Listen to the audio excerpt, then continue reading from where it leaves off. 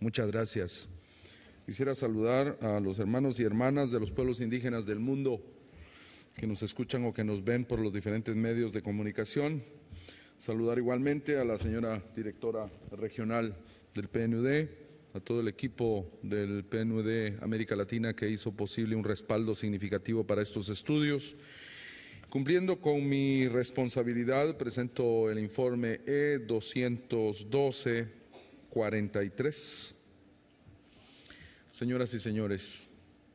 el modelo económico dominante en América Latina tiene como medida principal de progreso el Producto Interno Bruto, parámetro que ha distorsionado el verdadero significado del progreso y del bienestar. El daño a los ecosistemas, la pérdida de la diversidad biológica y la erosión de la diversidad cultural y lingüística, resultados del fracaso del modelo económico, se excluyen de este balance general. En su informe de Desarrollo Humano 2013, el PNUD evidencia con la frase «El Sur emerge»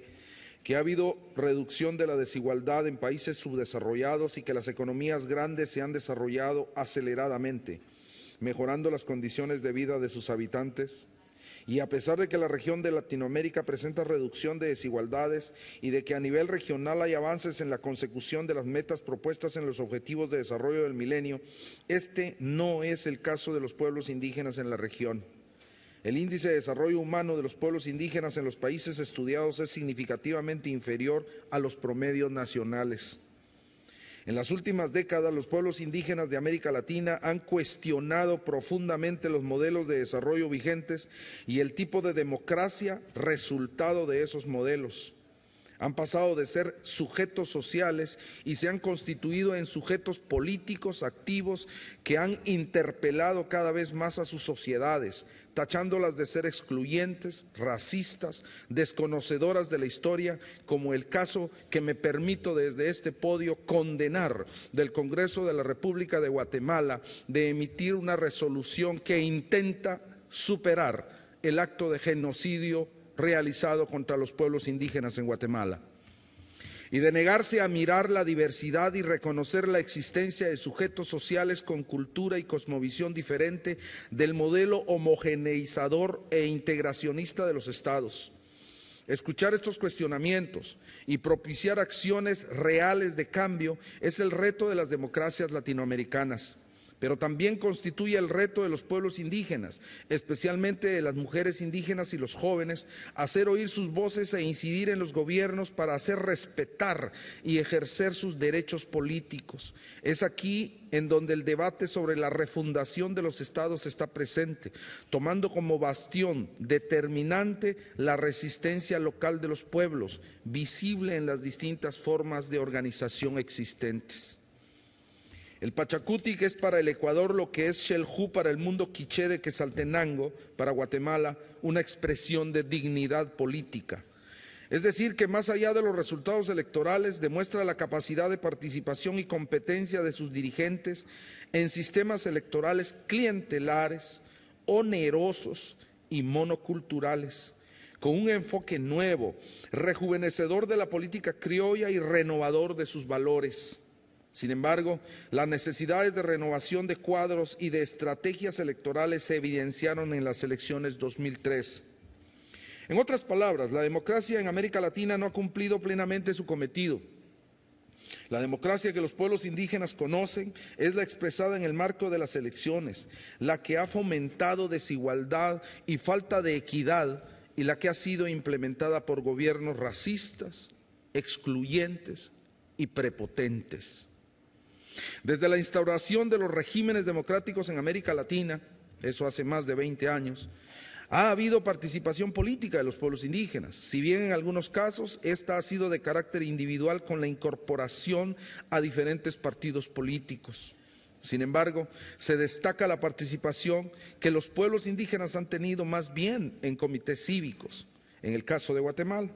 y en diversas expresiones de organización política propias de los pueblos ancestrales, como el caso de México y también de nuevo en Guatemala.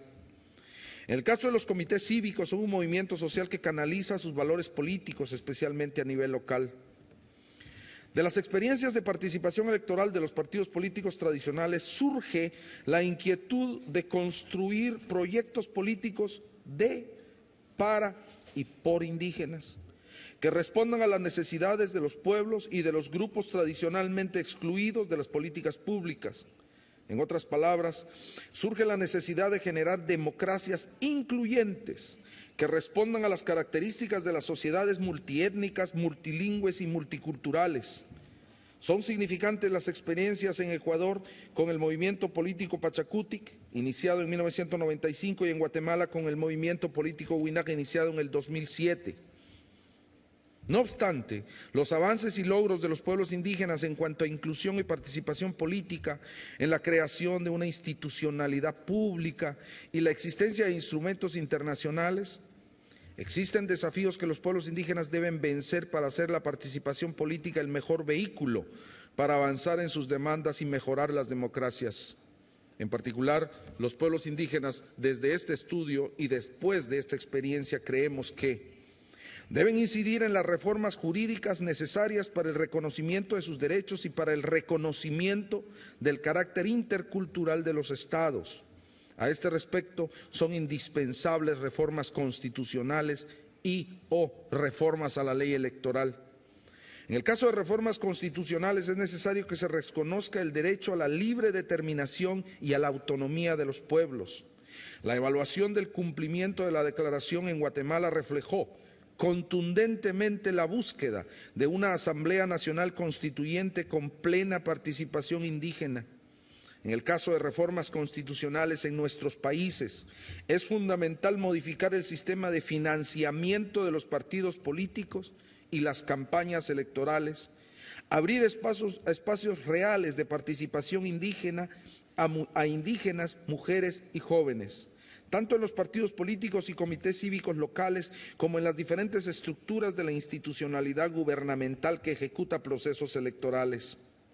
Esto significa desarrollar las capacidades necesarias para trenzar sus realidades locales con procesos de construcción regional y nacional, considerando los contextos continentales y globales. Y en los casos que así lo exigieran, reconocer autonomías de base comunitaria y autoridades ancestrales en un diálogo permanente y respetuoso con los sistemas políticos nacionales.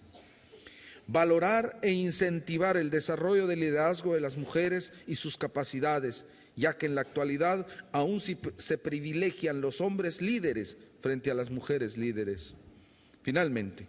encontrar mecanismos de diálogo político vinculante a la toma de decisiones administrativas y legislativas entre pueblos indígenas, iniciativa privada, parlamentos y gobiernos, a fin de minimizar la actual conflictividad en toda la región latinoamericana y en muchas otras regiones del mundo, debido a la explotación y exploración de recursos estratégicos actuales, agua, bosques y recursos del subsuelo, ubicados en los territorios de los pueblos indígenas. Reconocer y respetar las ciudadanías diferenciadas, en otras palabras, el reconocimiento de democracias interculturales que propicien la participación plena de los pueblos indígenas, tanto en la generación y aplicación de leyes y en el reconocimiento de los mecanismos propios de los mismos, así como en las estructuras de mando de las instituciones creadas y en la planificación de políticas públicas. Quiero agradecer el apoyo del equipo de investigación y el apoyo financiero y técnico del PNUD para este proceso y para este propósito que el día de hoy estamos cumpliendo. Y sobre todo reconocer lo importante y valioso que va a significar este diálogo a partir de que los expertos del foro permanente que nos acompañan participen en los siguientes procesos que estamos planificando en el análisis de la democracia de los pueblos y los pueblos indígenas en Alaska, Bangladesh, Camerún y, en el caso específico de América Latina, en Bolivia. A todos, muchísimas gracias.